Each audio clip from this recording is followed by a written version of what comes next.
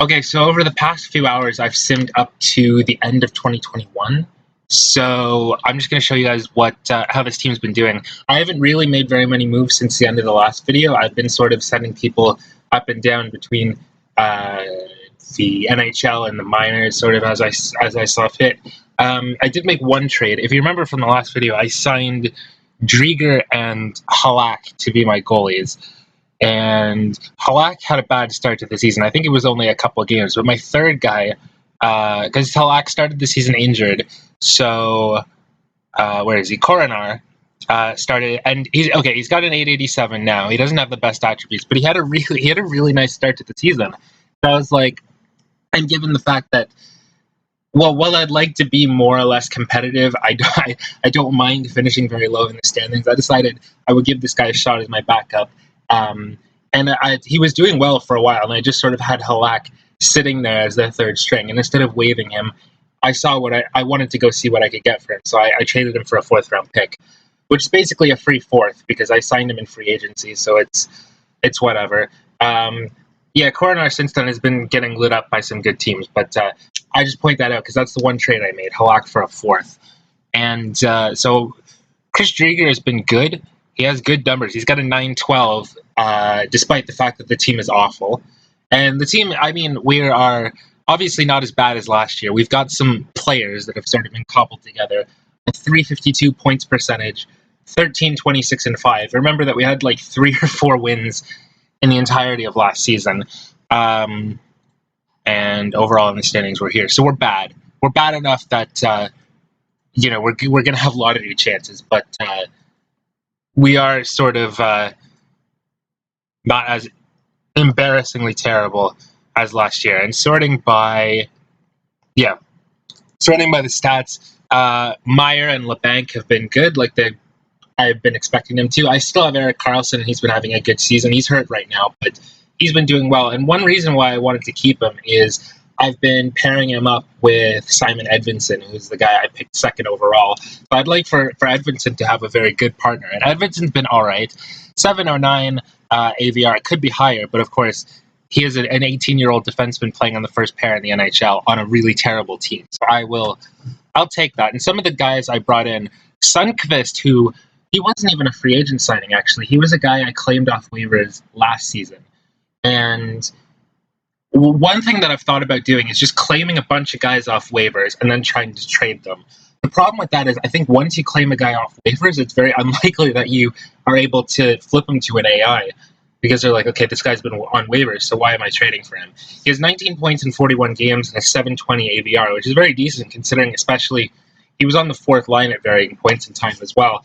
I think I have him maybe on in the top 6 now, but I tried multiple times to trade him, and I tried again recently to trade him, even when his numbers are good, and nobody wants him. I brought in Bobby Ryan, who's doing decently as well. Who else? Galchenyuk, 23 points in 44 games.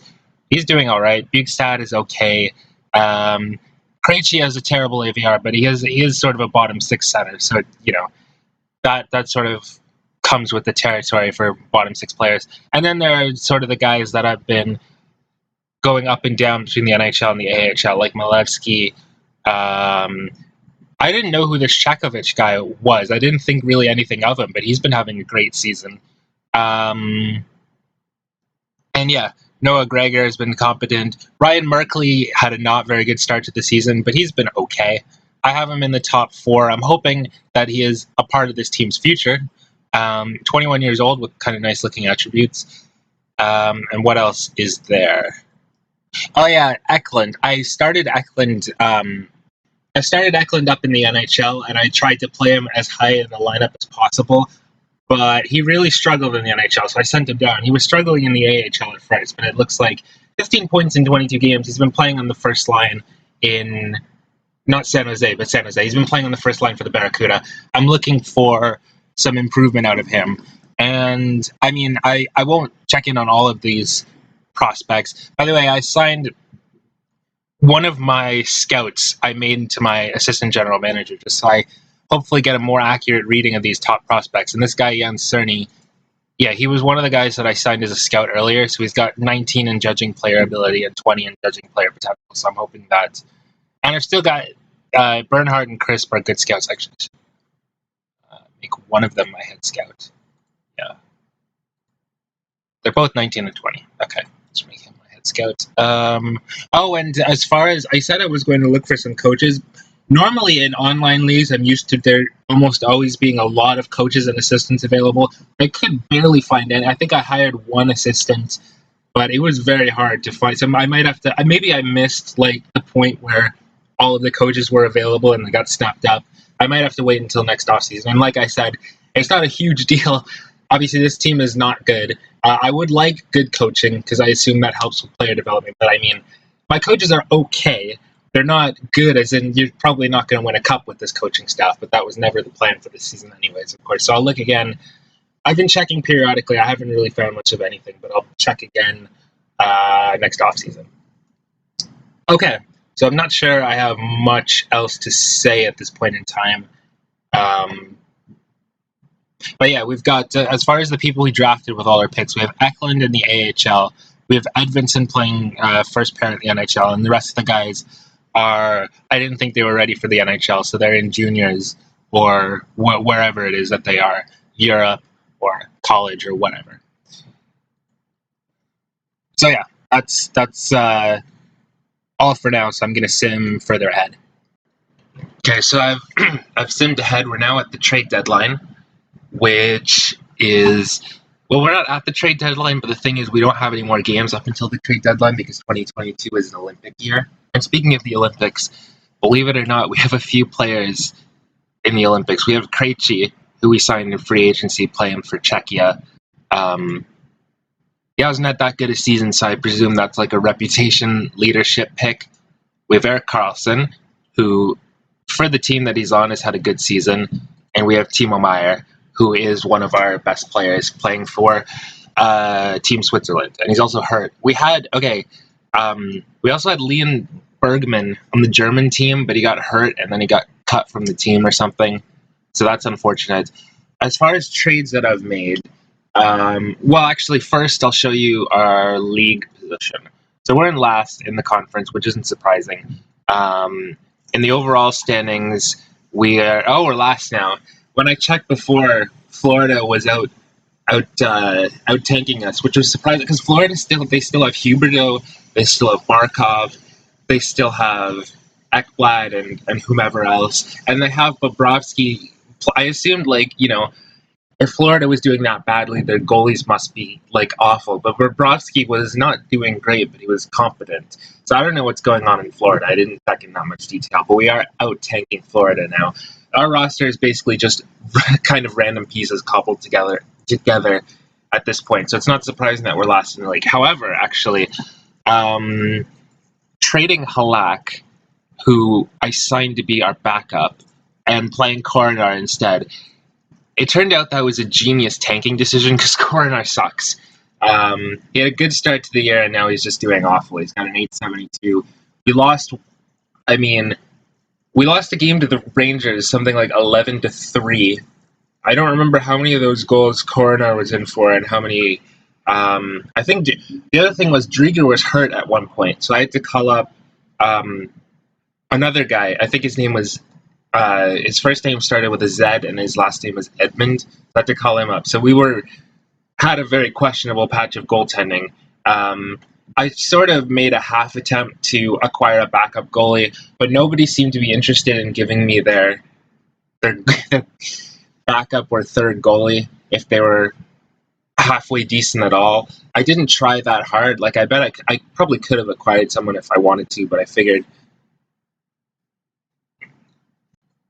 it's not such a bad thing to be doing badly this year. However, if we're just losing certain games because our goalie sucks, that's probably not great for team morale or whatever. And Drieger is doing fantastic, considering the fact that basically we generate shots at a bottom or second bottom rate league-wide, and we allow shots. I think we allow more shots than anyone else. Drieger with the 912 is not bad at all.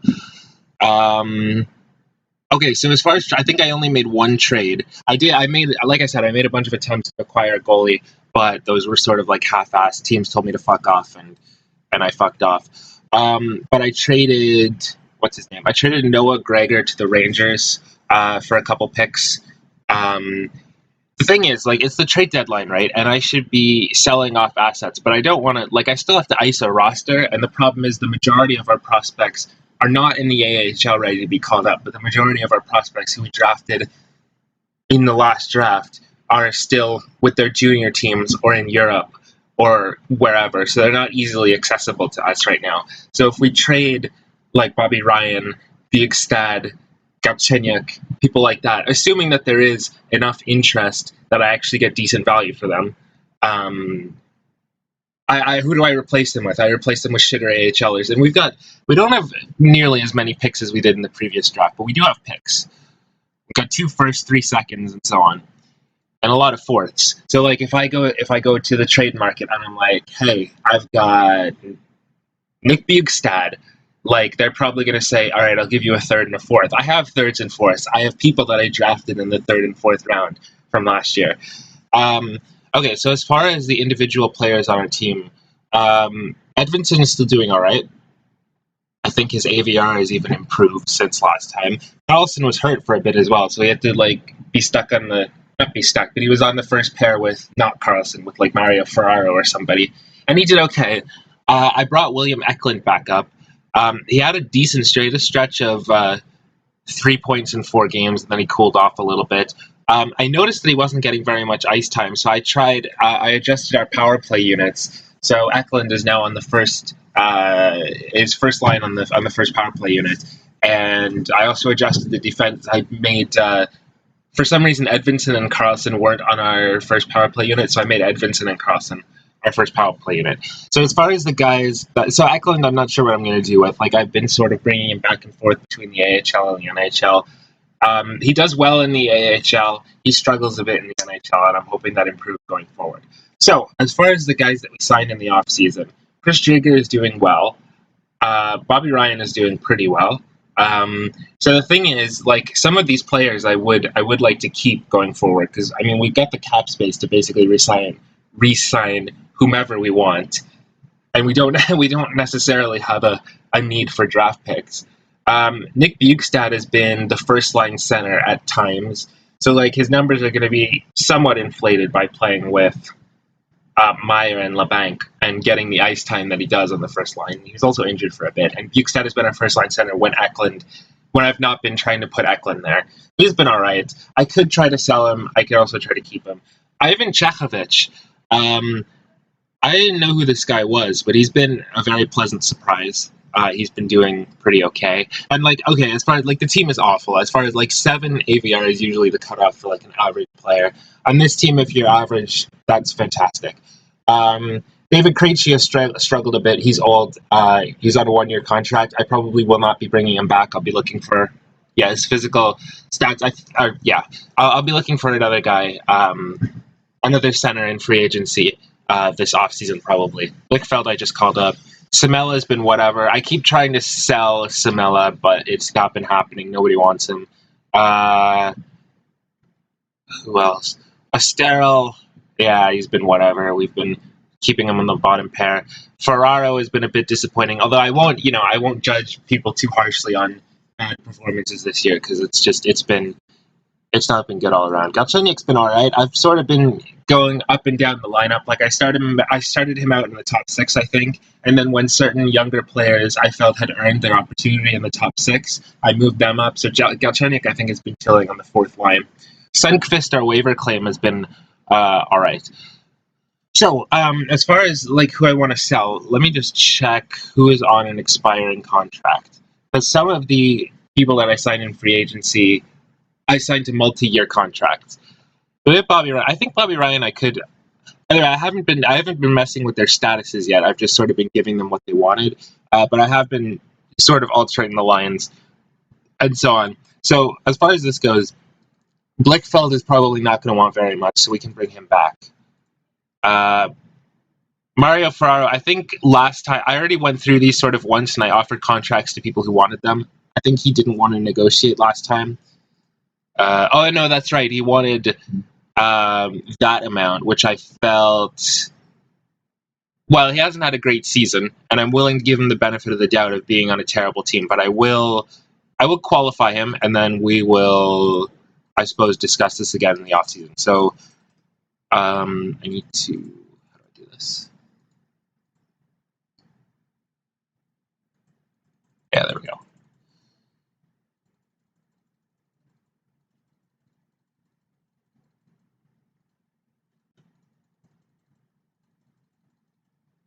Okay, so I'll offer him 1 mil. So he's qualified. He won't accept this because he wants 3.5 mil, but okay. We will give him that. Okay, Gabriel will resign. He's had an alright season considering he's basically been a healthy scratch half the time, and I should maybe be offering these guys like multi-year. Nah, I'll stick with this for now. They will still be, as far as I know, these guys will still be. Well, Gabriel will be a UFA, but this guy will still be an RFA. I don't think we need to bring Coroner back. How old is he? He's 24. Yeah, I don't think we need to bring him back. Krejci, we're not bringing back. Estero, I don't think we'll bring back. Pasnichuk is an RFA, and he's 24. We'll keep him around for some organizational depth. Ryan, I want to bring back. Wants to test the market as a free agent. Okay, we're not going to have any sort of cap problem, so I'll give him this amount over 1 year. Simela, I don't particularly think we need to bring him back, but I'll take the organizational depth when I can get it. Like just warm bodies that can go to the AHL.